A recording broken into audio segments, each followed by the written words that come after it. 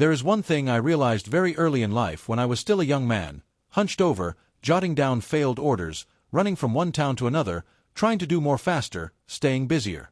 Yet, my life wasn't going anywhere. I wasn't lazy. I wasn't lacking ambition. I was just exhausted. And what confused me most wasn't the fatigue, but a question that echoed in my mind every night before I fell asleep. Why am I always busy but never getting anywhere? I met many people like me. People always racing against time, yet never catching up with their own lives. They wake up feeling late, work feeling like they're chasing something, and go to bed feeling like they missed out. Not because they're incapable, but because they never learned the art of managing the one thing every one of us is given equally: time. Time favors no one. Rich or poor, young or old, strong or weak, everyone has 24 hours. But then one day, my first mentor said something that stopped me in my tracks.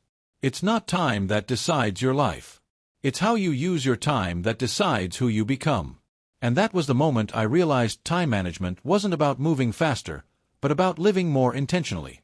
Not about stuffing in more tasks, but about understanding what is truly worthy of your life. And if you've ever felt your life was unfinished, scattered, exhausting, unfocused, stay until the end of this video, because there are principles that had you known earlier, you wouldn't have lived feeling like you were slowing down while time kept moving. Principle 1. Finish what you start. There was a phase in my life when I started everything with extreme excitement, then abandoned it halfway.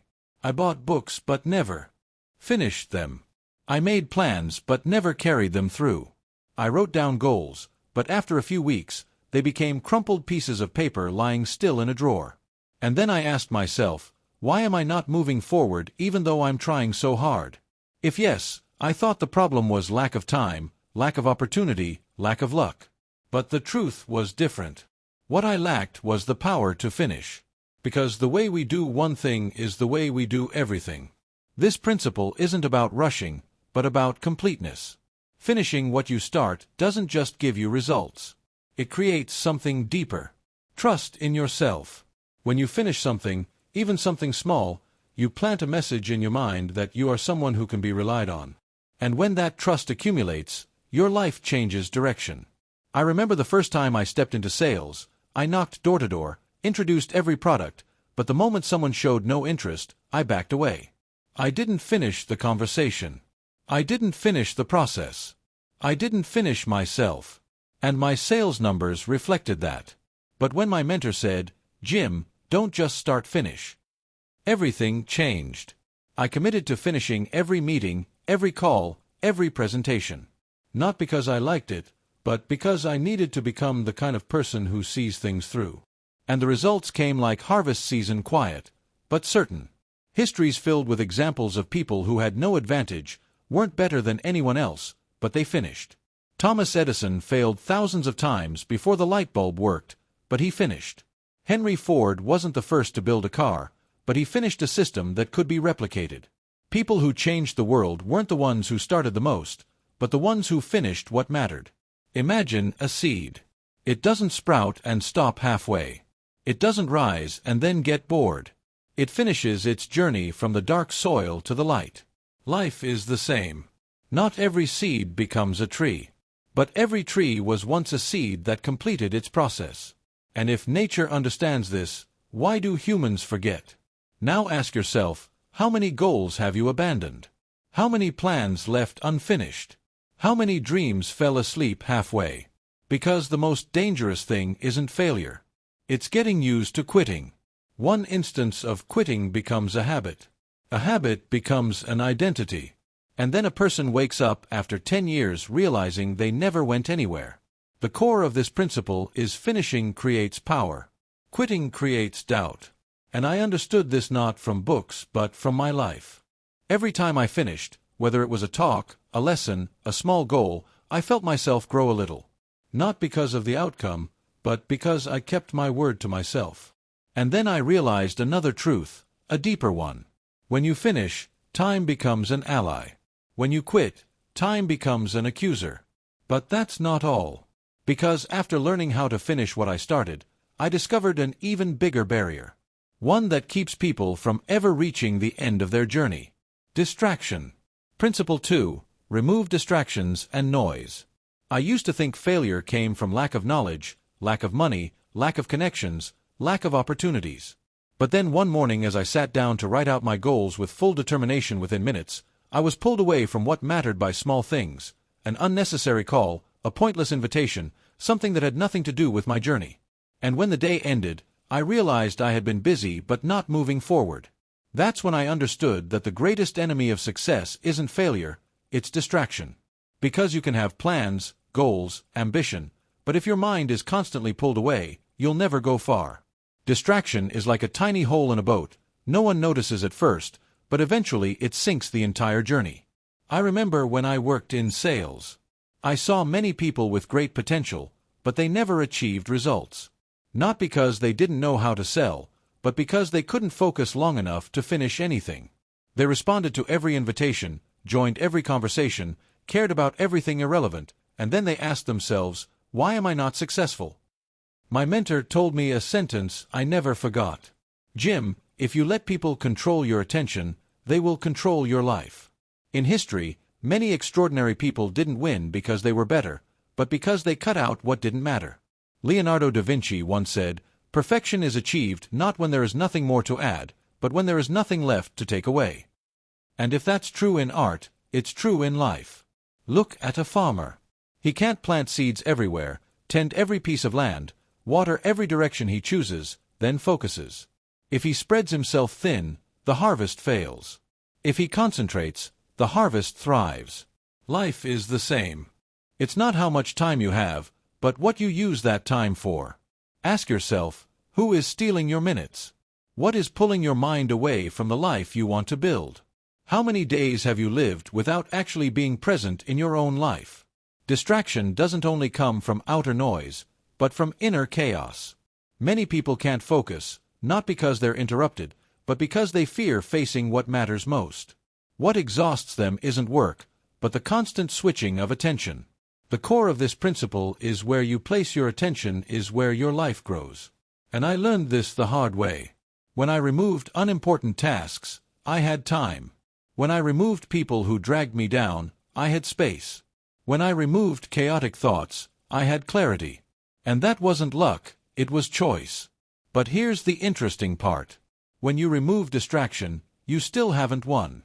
You've only cleaned the ground. To plant seeds, you need the next step, something that seems simple, but changes the entire power of time. Principle 3. Start with small, easy actions. For a long time in my life, I believed that to change my destiny, I had to make big leaps.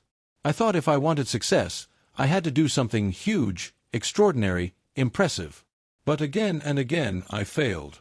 Not because I wasn't capable, but because I tried to start at a level far beyond my endurance. And in the end, I went nowhere. One evening, as I flipped through old notes, I realized something that stunned me. I didn't fail because I did the wrong things. I failed because I did things too big too soon. My mentor looked at me and said something simple yet life-changing. "Jim, start with what's easy, then let small success build momentum for big success." This principle sounds gentle, but it's one of the strongest principles of time management. Because the hard part isn't working, it's starting. And to start, people need a small win, not a big pressure. When you finish a small task, your mind feels momentum. When you feel momentum, you act more. And when you act more, you move forward. That's the inertia of achievement, and it can change an entire life. I remember when I needed to improve my sales skills. I used to approach big clients right away, and I got rejected constantly. But then I changed strategy. I started with customers who were easier to talk to, friendlier, more open. And after a short time, I felt more confident, my voice steadier, my presentations clearer. Small success created big power. The world has countless examples of the power of small beginnings. A musician doesn't start with a symphony, but with single notes. An athlete doesn't begin with a record, but with the first steps.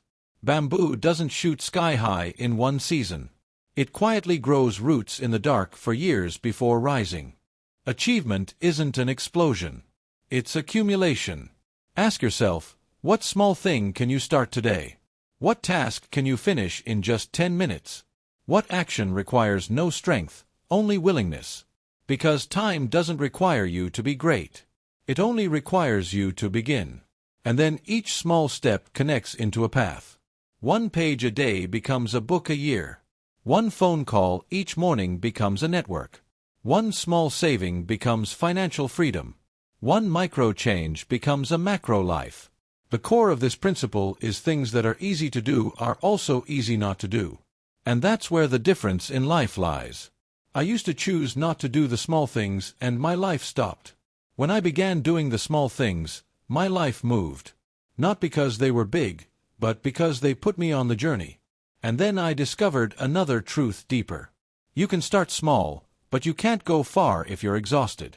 Many people don't lack motivation, they lack energy. Not because they don't want to start, but because they work themselves to depletion before they have a chance to transform.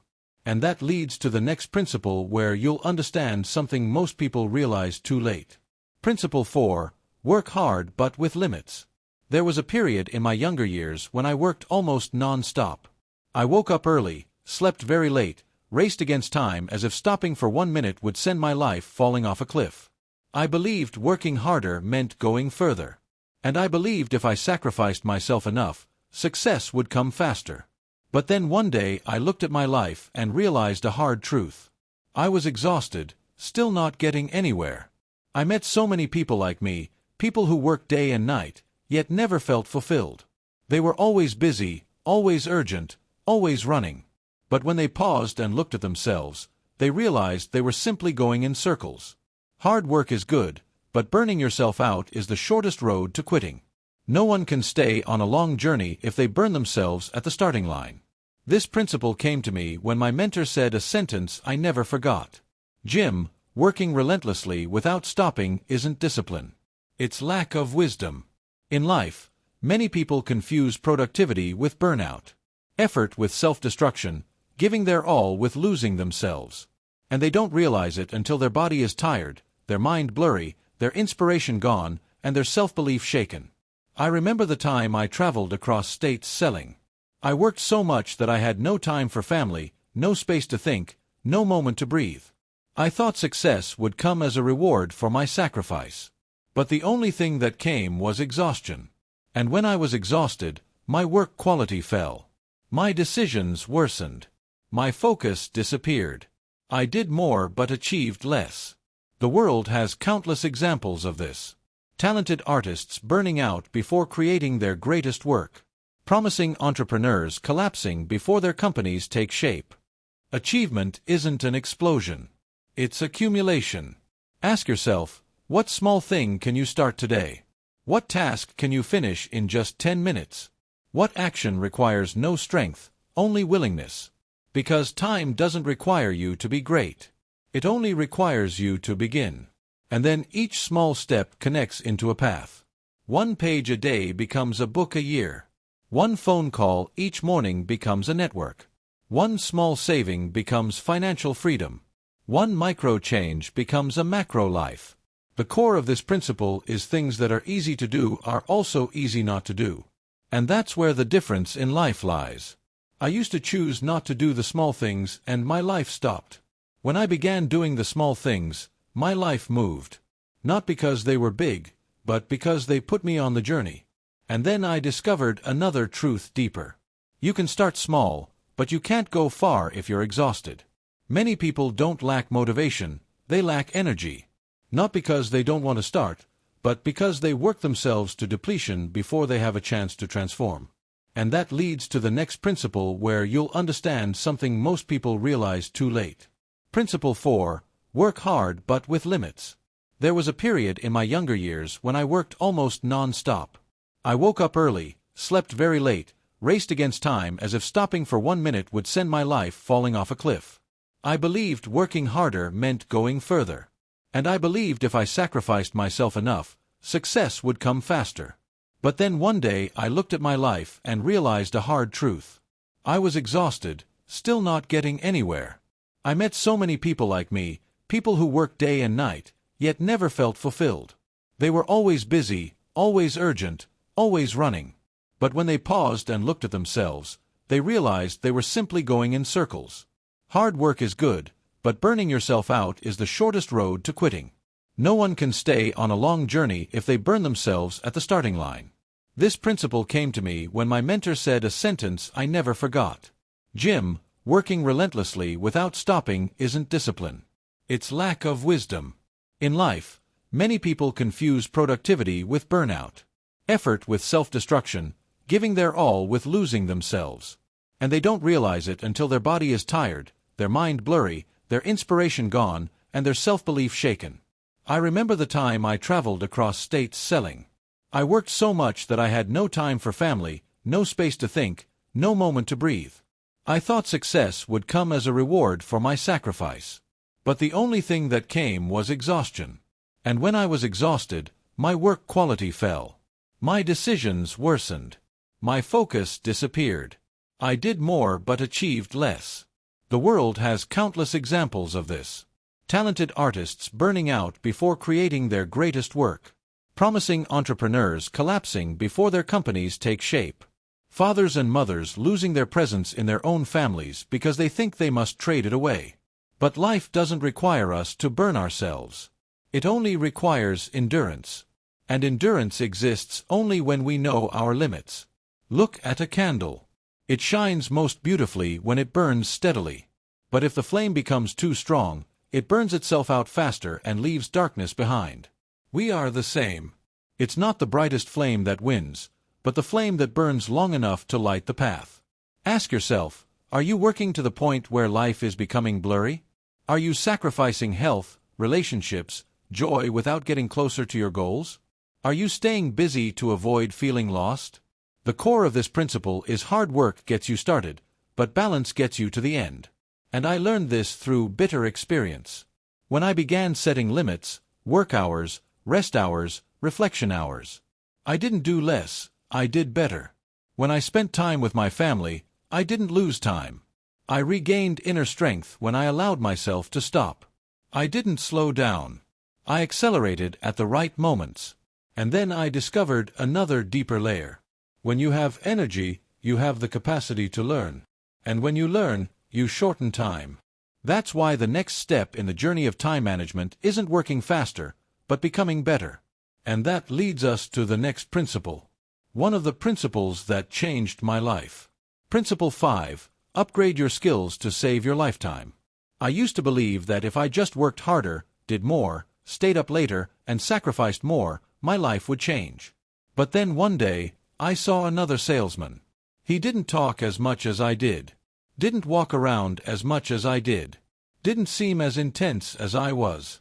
Yet, he achieved results many times greater than mine. And what surprised me most wasn't his talent, but the ease with which he worked. He wasn't rushing. He wasn't stressed. He wasn't exhausted, but he was successful. That's when I realized something that woke me up. I didn't lack time. I lacked skills. Because when you're not good enough yet, you have to use time to compensate. But when you become better, you use wisdom to save your lifetime. A highly skilled person can do in 1 hour what someone lacking skill needs a whole day to complete. And life does not reward duration, it rewards value. I remember the early years in sales when I had to meet 10 people to close one deal. I thought that was just the rule of life. But then my mentor said to me, "Jim, when you lack skill, increase the numbers." But don't forget, the ultimate goal is to increase skill so you can reduce the numbers. That is the game of numbers. But it's not a game of exhaustion. It's a journey of upgrading yourself. When your skills rise, the ratio changes.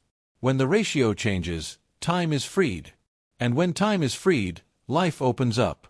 The world has countless examples of this. A violinist doesn't practice to play more hours, but so that one note rings true. A skilled carpenter doesn't need to measure 3 times because his skill replaces his doubt. Henry Ford didn't succeed because he worked longer than others, but because he created a better process than others. Skill always beats time. Imagine someone rowing a boat. If his stroke is not technically correct, he has to use twice the effort to go half the distance. But just by adjusting the angle of his arms, the push, the rhythm of his breathing, the same journey becomes lighter. Life is the same. It's not strength that decides the distance, it's technique. Now ask yourself, Where are you using time to make up for lack of skill? Where are you repeating mistakes instead of learning how to avoid them? Are you exhausted because you're doing more instead of doing it right? The core of this principle is skill turns time into an asset. Lack of skill turns time into a burden. I once spent years just to learn this. But when I started improving my skills, communication skills, listening skills, presentation skills, sales skills, I didn't just earn more. I lived better. I had time for my family. I had time to reflect. I had time to become the person I wanted to be. And then I realized an even deeper layer. Skill helps you master your life, but planning helps you direct it. Because if you have skills but no map, you'll move fast, but you won't know where you're going. And that is the door that leads to the next principle. One of the most important pillars of the art of time management. Principle 6. Have a plan for your day, your week, your year, and your life. For a long time in my youth, I lived in reaction mode. Each day passed like waves crashing on the shore, not according to my will, but according to the winds of circumstance. I woke up and let life decide what I would do, who I would meet, where I would go, and what kind of person I would become. I didn't realize that if I didn't have a plan for myself, the world would make one for me, and I would just be a passenger in my own life. Everything changed one day when my first mentor asked me a question that left me stunned. Jim, is your life going somewhere, or are you just going? I had no answer. Not because I wasn't smart, but because I had never sat down long enough to think about it. I was busy existing, but I wasn't living intentionally. This principle isn't just about writing a to-do list. It's about designing a life. A daily plan only matters if it serves your weekly plan. The weekly plan must fit inside the structure of your monthly plan. The monthly plan must lead to the outcomes of your yearly plan. And your yearly plan must bring you closer to the person you want to become in this lifetime. I remember when I started changing the way I lived. I divided my time clearly, days for work, evenings for learning, weekends for family, and each year carried goals for my spirit, my finances, my health, and my impact. After a while, I realized I wasn't just doing more. I was becoming more. Throughout history, people who made a mark share one common trait. They knew where they were headed. Benjamin Franklin had a daily personal discipline schedule. Edison kept experiment records and research goals. Walt Disney sketched his vision when no one else believed. Life doesn't reward those who drift. It rewards those who are directed. Imagine a ship at sea. Without a map, it will drift, carried by winds and currents. But with just a compass and a charted course, it can cross an ocean. Your life is the same. It's not the wind that decides the direction. It's the sail. Now ask yourself, do you have a plan for tomorrow? Do you know in what way you'll be better this month? Do you have clear goals for this year? And most importantly, do you have a picture of the person you want to become before your life closes? If you don't write the plan for your life, you'll live inside someone else's plan. Thus, when I began to live with a plan, I felt time stopped working against me. I no longer felt dragged around. I began to lead my life. I chose what was worthy of my time. I chose the people I allowed to walk with me. I chose the direction in life opened the way. And then I realized a deeper layer. A plan is only truly powerful when it rests on goals and priorities. Because a plan without goals is just a list, and a plan without priorities will keep us busy but not moving forward. Principle 7. Goals and priorities. Decide the destiny of your time. There was a period when every day of my life was full of activity but empty of progress. I did many things, rushed from one task to another, talked to many people, joined many events. But at the end of the day, I couldn't answer one simple question. Had I moved closer to the life I wanted? I felt busy, but I didn't feel meaningful. And then one evening, as I looked back at my schedule, I saw a truth that shook me. I had been prioritizing unimportant things and neglecting the things that could change my life. Not because I meant to, but because I didn't have clear enough goals to help me recognize what was truly worthy of my time. My mentor looked at me and said, "Jim, when the goal is clear, the path will appear and..." Disgusted.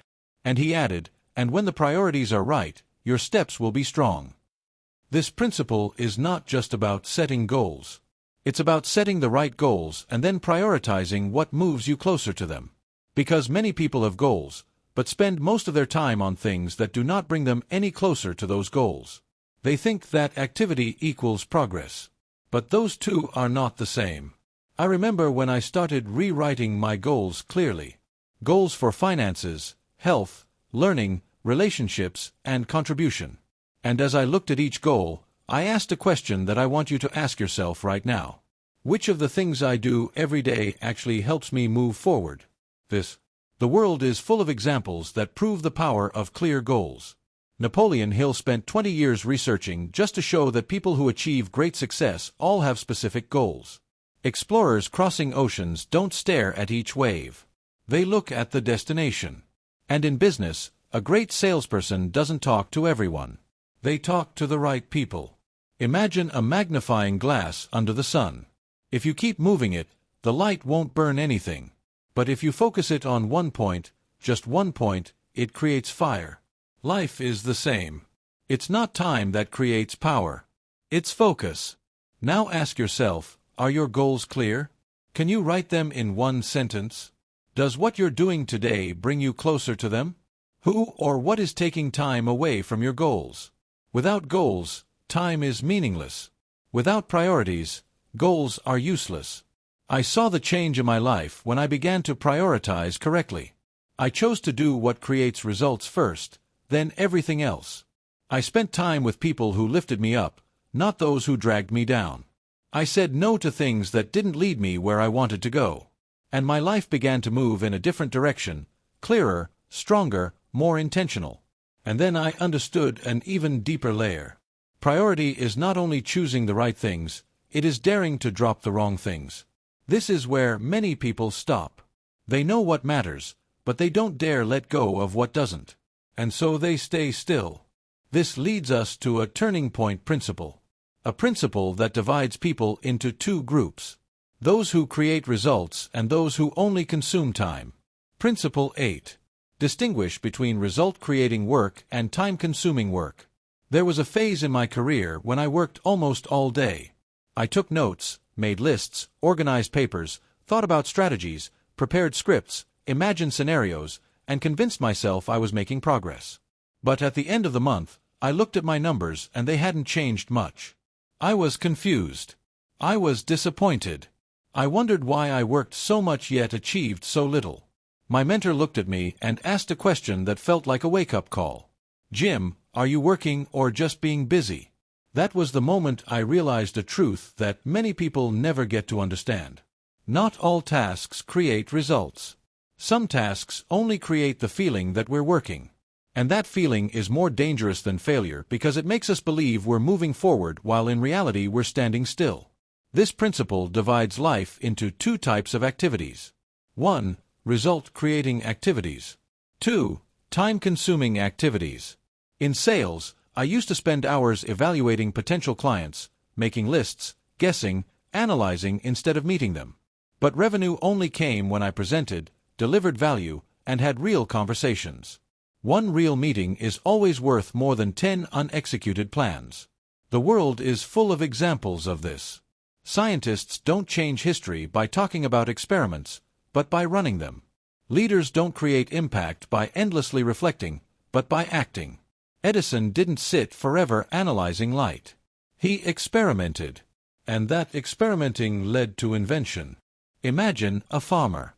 He can spend all morning talking about soil, discussing climate, debating seeds, but the harvest only comes when he plants. Life is the same. It's not knowledge that brings the harvest. It's the right action. Now ask yourself, how many of the things you do each day actually create results? How many things only create a feeling of being busy? How many conversations, meetings, preparations are just ways of delaying what truly matters? Are you willing to face this truth? Successful people spend 10% of their time preparing and 90% taking result-creating action. Unsuccessful people do the opposite. I used to be on the wrong side of that ratio. I tried very hard but in the wrong direction. I was exhausted but not improving. When I started asking what in this work actually creates results, my life changed. I removed the time-consuming activities. I focused on creating value. I met real people, had real conversations, built real things, and I moved forward. And then I understood an even deeper layer. Sometimes time-consuming factors are not actions, but people. There are people who make you delay. There are people who pull you away from your goals. There are people who keep you busy but going nowhere. And this is the door that leads to the next principle. A principle many people hear, but few are brave enough to practice. If you want to protect your time, you must learn how to say no. Principle 9. Learn to say no to protect your life. There was a period in my life when I said yes to almost everything. I said yes to meetings that had nothing to do with my goals. I said yes to invitations just so I wouldn't be seen as different. I said yes to requests that cost me my time, my focus, and myself. And the scariest part was that I didn't realize that every time I said yes to something unimportant, I was saying no to the life I wanted. One day, my mentor looked at me and said a sentence that almost stopped me in my tracks. "Jim, if you don't learn to say no, you will live the life other people choose for you." This principle is not about being cold or selfish. It's about boundaries. Because time is limited, and you can't keep giving it away without losing your future. Successful people are not the ones who do the most. They are the ones who refuse at the right time. I remember when I was still in sales, I was in a group of friends who loved to hang out, chat idly, and talk about other people's business more than building their own lives. Every time I tried to focus, they called me and I went, not because I wanted to, but because I was afraid of being different. But then one evening when I looked at my results and theirs, I realized we were heading in two different directions. Not because we had different abilities, but because I started saying no. History is also full of such stories. Abraham Lincoln stepped away from pointless debate groups to spend time reading and learning. Great creators have all at some point refused things that distracted them so they could focus on what mattered most. No one writes a book, builds a business, or creates a meaningful life if they are always available to everyone. Imagine a garden. If you let every seed float in, every weed grow up. The garden will be crowded, suffocated, and chaotic. But if you are selective, you create a garden with shape, beauty, and order. Life is the same. Where there are no boundaries, there is no form. Now ask yourself, do you say yes because you want to or because you're afraid of upsetting others? Who is taking your time without bringing value back? Do you dare to protect the hours meant for your goals, your family, your health, your growth? Do you realize that every yes is a trade-off? The core of this principle is saying no is not rejecting others. It is accepting yourself. I used to feel guilty when I said no. But then I realized this. The right people will respect your boundaries. People who don't respect your boundaries shouldn't be in your life. And when I started saying no, I had time to learn, to work, to love, to live, to become a better version of myself. And then I discovered a deeper layer. When you know how to say no, you create space. And that space is where a new life can be planted. Space to reflect. Space to recharge. Space to define your direction. Space to recognize what truly matters. And that space leads us to a final principle. The principle where your competitor ends in a fragmented way, but we will conclude in a deep, smooth, and transformational way. Journaling, awareness, and the time legacy you leave behind. Principle 10. Journaling, awareness, and the legacy of time. One evening when I was still a young man struggling with life, I sat alone in a small room with a blank notebook in front of me. I had just gone through a long, disappointing day, and I felt like my life was fading, as if time was passing without leaving any trace. I opened the notebook and began to write, not to record achievements, but to record the truth, what I had done, what I had missed, what I was thinking, and what was weighing on my heart. And then I realized something that moved me deeply when I wrote, I saw myself more clearly. This principle seems small, but it is one of the deepest principles of time management. Because no one can improve what they cannot see. No one can correct what they do not recognize. And no one can grow if they don't pause long enough to understand their own journey. A journal doesn't just record dates. It records awareness. It shows us patterns of behavior, cycles of emotion, habits of thought.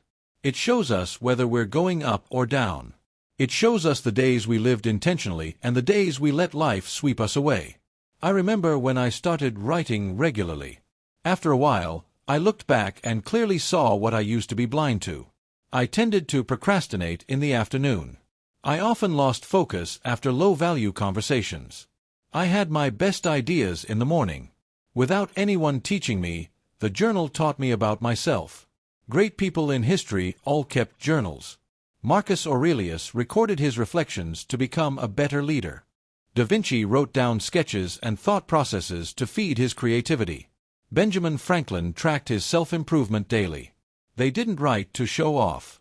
They wrote to understand themselves and to become more. Imagine a mirror. If you don't look into it, you still exist, but you don't know what you look like. A journal is the mirror of your mind, your time, your journey. Without looking, you don't see. Without seeing, you don't change. Now ask yourself, do you know how you've used your time this week? Do you know what makes you stronger and what makes you weaker? Do you know which days you truly lived and which days you merely existed? Do you record the meaningful moments or let them pass as if they never happened? The core of this principle is journaling turns time into wisdom and wisdom turns time into legacy. And then I understood another deeper layer, something that changed the way I look at life. Every human being leaves a trace. The question is not whether you leave something but what you leave. Not everyone leaves money. Not everyone leaves a name. But anyone can leave memories, lessons, values, experiences. A photo preserves a moment. A book changes how someone thinks. A journal page helps the next generation understand what you learned, what you overcame, what you believed in. And when I realized that, I started living differently. I no longer use time just to hit goals. I use time to create meaning. I didn't just live, I left footprints. I didn't just pass through life. I planted something for those who come after. And that is the final connection to the entire journey of time management. Time is not just for using. It is for transforming. Not just for finishing, but for becoming. Not just for achieving, but for leaving behind. As we reach the end of this journey, I want you to pause for a moment and truly feel this. Time is not just passing. It is carving out the person you become. Every choice you make, every priority you hold, every moment of awareness, all of it is shaping your life quietly but surely. If for many years you felt busy without moving forward, tired without changing your life, alive but not truly present, then remember just one right decision can change the direction of the flow of time. Because time doesn't belong to the stronger, the smarter, or the luckier. Time belongs to the one who uses it intentionally. And if among these 10 principles there is one thing that woke you up, touched you, made you see yourself, then don't just listen and let it fade. Turn it into action within the next 24 hours. Leave a comment and tell me which principle touched you the most. 2. What will you start changing from today? I read every comment because this journey is not just mine. It belongs to all of us. If you want to keep walking this path with me to learn deeper, live more intentionally, and use time to become instead of to burn out, then hit like. If you feel this video was valuable, hit subscribe so you don't miss the next sharings. Share this with someone you know who needs it. And I want to end with a quote I always carry with me. Success is not something you pursue but something you attract by the person you become. Thank you for staying until the very end. That is the sign of a person who is ready to change their life.